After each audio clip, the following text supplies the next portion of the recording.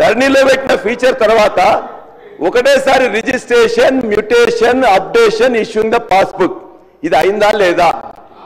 1,55,00,000 ఎకరాలకి జరిగిందా లేదా?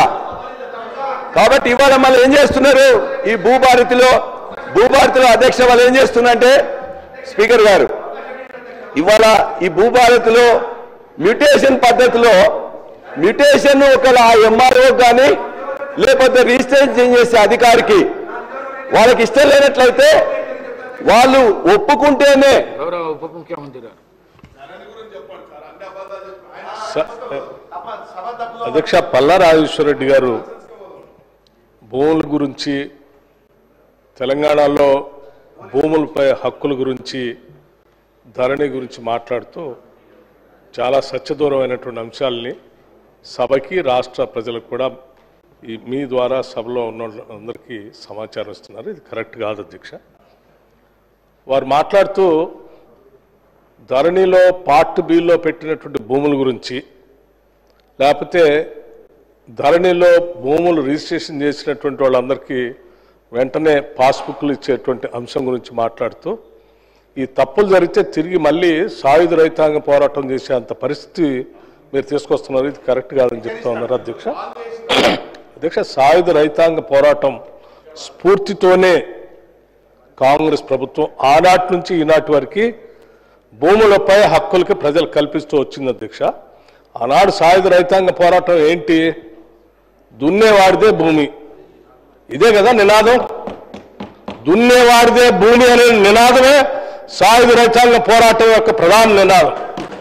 ఆ నినాదం నుంచి ఆనాటి కాంగ్రెస్ ప్రభుత్వం బోడుగల రామకృష్ణారావు గారు ముఖ్యమంత్రిగా, బొద్దుగల నరసింహరావు గారు రెవెన్యూ మంత్రిగా మొట్టమొదటిసారి తెలంగాణ ప్రాంతంలో భూములపై రైతులకు హక్కు కల్పిస్తూ తెలంగాణ టెనెన్సీ యాక్ట్ తీసుకొచ్చి ఆనాడు చట్టం చేసి రైతులపై హక్కు కల్పించింది కాంగ్రెస్ ప్రభుత్వం అధ్యక్ష. ఏదైతే మీరు దుర్మార్గం అంటున్న ధరణిలోనే ఈ రోజున 70,60,000 మంది ఖాతాల్లో 1,55,97,000 ఎకరాలు ఉంటే వాళ్ళకి సంబంధించింది ఎక్కడైనా ఇష్యూ వచ్చిందా మీరు తెలుసుకోండి. ఒకటి. రెండోది ఇదే దాని ప్రకారం రైతు భరోసా, రైతు బీమా మిగతా ఇస్తుందా లేదా కూడా మీరు దయచేసి మీరు రిప్లైలో ఆన్సర్ చేయండి. రెండోది 16.5 లక్షలు ఉన్న పార్టీ బిలో పెద్ద వాళ్ళు ఎవరు లేరు అధ్యక్ష. చిన్న వివాదాలు ఉండే, కోర్టు కేసులు ఉండే, ఇన్ఫర్మేషన్ లేకుండే, వాటిలో కూడా ఇవాళ 14 లక్షల మందికి వాళ్ళకి హక్కులు వాళ్ళ దాని మీద కల్పించబడ్డాయని చెప్పి కూడా మీ ద్వారా ఈ సభకు తెలియజేస్తున్నా. 1,42,00,000 ఎకరాలు ఉంటే ఇలా 1,56,00,000 ఎకరాలకు ఇలా పాస్బుక్లు ధరణి ద్వారానే ఇవాళ కూడా ఇస్తున్నారని చెప్పి కూడా మీ ద్వారా తెలియజేస్తున్నా అధ్యక్ష. వారు చెప్పిన మ్యూటేషన్ లో వారు చెప్పింది ఏంటి? ఇంతకుముందు మ్యూటేషన్ అనేది రిజిస్ట్రేషన్ తో పాటు జరిగేది, ఇంతకుముందు ఇబ్బంది అయ్యేది. వారు ఇప్పుడు ఏం పెట్టారు అందులో? ఇవాళ ఆ ఎంఆర్ఓ సంతృప్తి ఎందుతోనే ఆ మ్యూటేషన్ జరుగుతుందని చెప్పేసి అని చెప్పిండ్రు. అది సరైనది కాదని చెప్పి మా అభిప్రాయంగా చెప్తున్నాం. ఇంకోటి ఇప్పుడే చెప్పిండ్రు మంత్రి గారు, ఫైనాన్స్ మినిస్టర్ గారు, అనుభవదారు కాలంలో అనేక మందిని పెట్టి చేసిండ్రు. అది అనుభవదారు కాలం కరెక్ట్ కాదని చెప్పి కూడా చెప్పిండ్రు. మరి మళ్ళా ఎందుకు అనుభవదారు కాలం చేస్తున్నారు అధ్యక్ష? ఈ భూభారతిలో అనుభవదారు కాలం మళ్ళా తీసుకొచ్చిండ్రు. ఇవాళ అనుభవదారు కాలం తీసుకొచ్చి మళ్ళీ ఒక దుకాణం తెరుస్తున్నారు అధ్యక్ష. అదేవిధంగా అధ్యక్ష మళ్ళీ పల్లా రాజేశ్వరరెడ్డి గారు సభను తప్పుపట్టారు.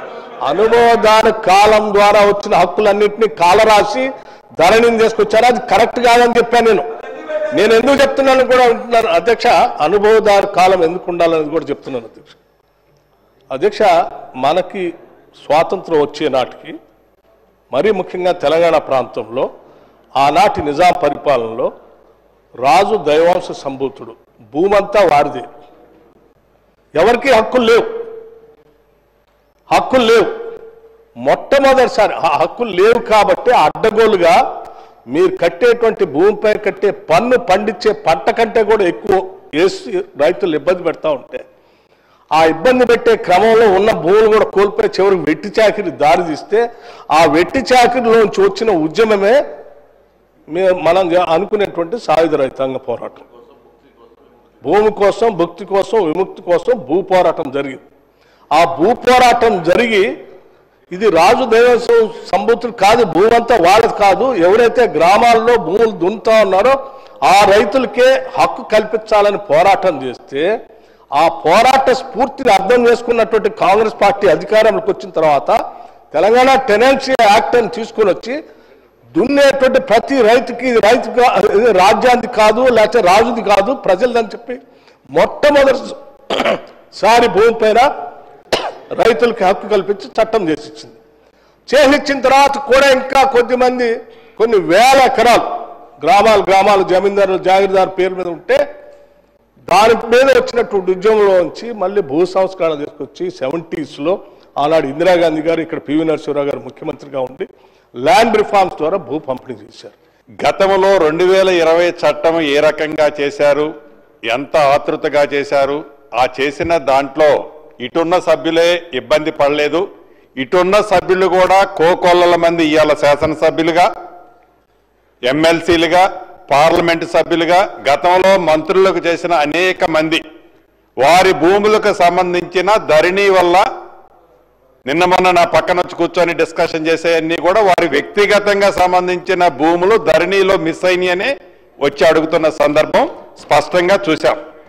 నేను తమరి ద్వారా గౌరవ సభ్యులకు ఒక్కటే చెబుతున్నాను, ఎస్, కాంగ్రెస్ పార్టీ సైంటిఫిక్గా ప్రజల కోరిక మేరకు భూభారత కాన్సెప్ట్తోనే రాబోయే మళ్లీ సార్వత్రిక ఎన్నికల్లో భూభారత కాన్సెప్ట్తోనే మేము పోతున్నాం.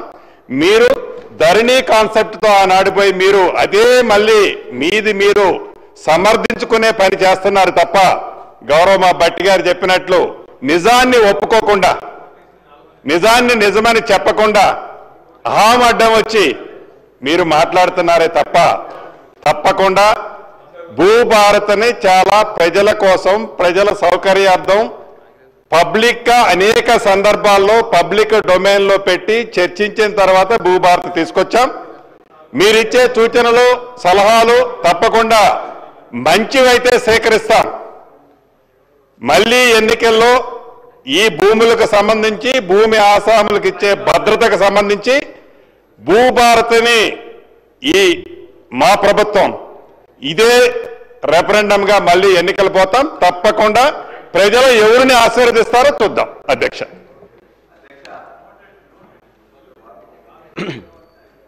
మంత్రులు మాట్లాడుతూ ఖచ్చితంగా మాకు రెఫరెండంగా వచ్చిందన్నారు. మీకు రెఫరెండంగా వచ్చింది 6 గ్యారంటీల మీద మీకు ఇచ్చిన పవర్ తప్ప మీరు ఇచ్చిన అనేక వాటి హామీ 420 హామీల మీద పవర్ ఇచ్చింది తప్ప ఈ ఒక్క దీని మీదనే మీకు రాలేదు అధ్యక్ష.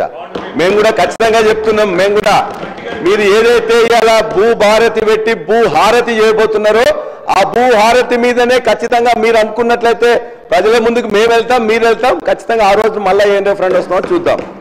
వారు చెప్పారు భూస్వాములు, జాగీర్దారులు చాలా మంది ఉన్నారని చెప్పేసి. మరి మీ యొక్క ఈ చట్టంలోనే ఈ యొక్క తెలంగాణ సోషియో ఎకనామిక్ అవుట్బుక్ బుక్లోనే మీరు ఇచ్చారు ఏమని, ఈ రాష్ట్రంలో 25 ఎకరాల కంటే ఎక్కువ ఉన్న వాళ్ళు ఓన్లీ 9,000 మంది ఉన్నారు మాత్రమే అని మీరు లిస్ట్ ఇచ్చారు. మరి ఎక్కడ భూస్వాములు ఉన్నారు? 52 ఎకరాల పివి నరసింహరావు గారు తెచ్చిన సీలింగ్ యాక్ట్ ప్రకారం 54 ఎకరాల కంటే ఎవరికి ఎక్కువ ఉండకూడదు. ప్రతిరోజున 100 ఎకరాలు, 200 ఎకరాలు, 400 ఎకరాలు ఉన్నదని చెప్పేసి మాట్లాడుతుంటారు. అవగాహన ఉండి మాట్లాడుతున్నా లేదా అని చెప్పి తెలియదు ఇది.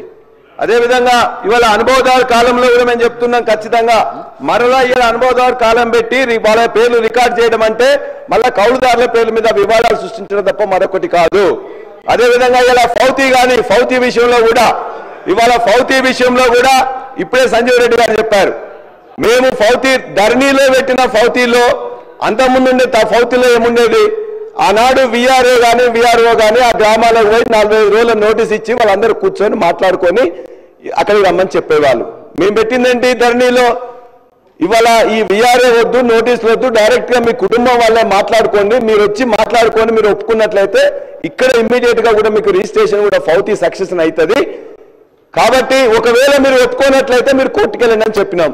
మళ్ళా మీరు ఇలా బయటికి మళ్ళా పంపించి మళ్ళా విఆర్ఓని కూర్చుని నోటీసులు ఇచ్చేసి ఆ యొక్క ఫౌతీ సెక్షన్ లో కూడా మళ్ళా వివాదాలు సృష్టించే విధంగా ఈ చట్టంలో చెప్పబడింది. కాబట్టి అది కూడా సరిగ్గా లేదు. అదేవిధంగా జమాబందీ అని పెట్టింది. ఎందుకు చేస్తారు అధ్యక్ష జమాబందీ? జమాబందీ అనేది 2011-12 నుంచి మొత్తం బంద్ అయిపోయింది. ఆ ఊర్లో ఉండే భూమి, ఆ భూమి స్వరూపం ఎట్లా ఉంది, భూమి యాజమాన్య హక్కులు ఏమైనా మారినాయా, అది తడి ఉందా కుష్కి ఉందా నీళ్ళు వస్తున్నాయా దానికోసం అని చెప్పేసి పెట్టేవాళ్ళు. ఇవాళ మొత్తం తీసేసినాం. మళ్ళా ఇవాళ జమాబందీ పేరులో మళ్ళొక దుకాణం తెరిచిండ్రు ఇవాళ భూభారతిలో. అంతేకాదు ఇవాళ భూమి స్వరూపం తెలుసుకోవడానికి ఇవాళ ఏఈఓలు ఉన్నారు. 5,000 ఎకరాలకు ఒక చొప్పున ఏఈఓలు 2,600 మందిని గత ప్రభుత్వం రిక్రూట్ చేసింది. వాళ్ళందరూ రికార్డ్ చేసుకుంటున్నారు. ఎందుకు ఈ జమాబందీ? అంతేకాకుండా మాన్యువల్ పహాణి అని చెప్పి మళ్ళా మొదలు పెట్టిండ్రు. మాన్యువల్ పహాణి అంటే ప్రతి సంవత్సరం నీకు రికార్డెడే ఉంటుంది. ఆ రికార్డులో దాన్ని రాకుండా మొత్తం మాన్యువల్ పహాణి చెప్పి ఎండాకాలంలో మళ్ళా కూర్చొని వాళ్ళు మళ్ళీ ఉన్న పట్వారీ కానీ లేకపోతే విఆర్ఓ రాసి మళ్ళా అదొక దుకాణం. ఫౌతీ కానీ మ్యూటేషన్ కానీ ఇవన్నీ కూడా మళ్ళా కొత్త దుకాణాలు తెరిచింది తప్ప మరొకటి కాదు. వాటి దయచేసి మీ అందరం కూడా గౌరవ సభ్యులు అసత్యాన్ని సత్యంగా చేయాలని ఏదైతే ఆతృత పడుతున్నారో అవన్నీ రేపొద్దున రూల్స్ అంటే మీరు మాట్లాడే దాంట్లో నైతిక హక్కే లేదు. మీరు 2020లో చట్టాన్ని చేసి మీరు దిగిపోయేంత వరకు ఆ చట్టానికి సంబంధించిన రూల్సే ఫ్రేమ్ చేయని మీరు భూభారతిని మేము 2025 జనవరి 4వ తారీఖున చట్టం తీసుకొచ్చి రూల్స్ ఫ్రేమ్ చేసి పెడుతున్న మమ్మల్ని ఏదైతే మీరు మాకు చూపిస్తుంటే అసలు మిమ్మల్ని ఎలా ప్రజలు అర్థం చేసుకుంటారో మీరు అర్థం చేసుకోవట్లే. ఏదైతే మాన్యువల్ పానీ అంటారు, విఆర్ఓల్ని తీసేసామంటారు. ఎస్, మీరు తప్పు చేశారు కాబట్టే విఆర్ఓ వ్యవస్థలో మంచి వాళ్ళని తప్పకుండా ప్రతి రెవెన్యూ విలేజ్కి ఒక ఆఫీసర్ని పెడుతున్నాం. బేఫిగర్గా చెప్తున్నాం. చట్టంలోనే కాదు, ప్రజలు అడుగుతున్నారు, కోరుకుంటున్నారు. అనేక సందర్భాల్లో చెప్పినాం. ఏదో నట మాన్యువల్ పానీ అట, మళ్ళీ ఏదో ఓపెన్ చేస్తున్నట, మ్యూటేషన్ అట అంటే కట్టుకథలు మళ్ళీ చెప్పి ఆ కట్టుకథల్ని పదే చెప్పి ఇది నిజమని ఒప్పించడానికి గౌరవ సభ్యులు ఏదైతే తాపత్రయపడుతున్నారో అది వారి విజ్ఞతకే వదిలేస్తున్నారు. అధ్యక్ష.